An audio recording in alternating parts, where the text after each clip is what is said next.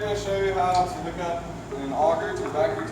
So first of all, what you're going to want to do is take off your top link completely, because this part of the auger right here is going to be replacing that.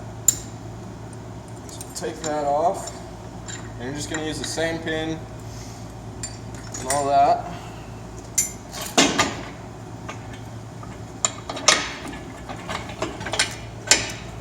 Just takes a little jimmying around.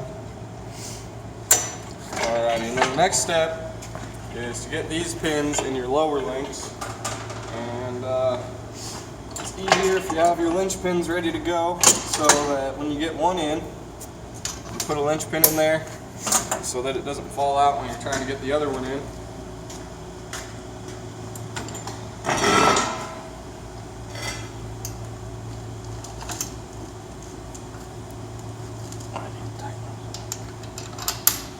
Alright, and then basically all you're going to have to do from there is lift it up a little bit.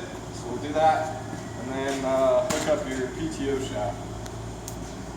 Alrighty, a lot of PTO shafts are going to have a bit different end on it. This one's just got a little coupler thing. Most of them just got a little button that you press.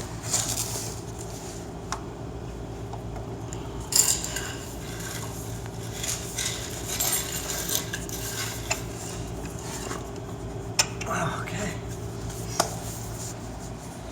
And that's about it.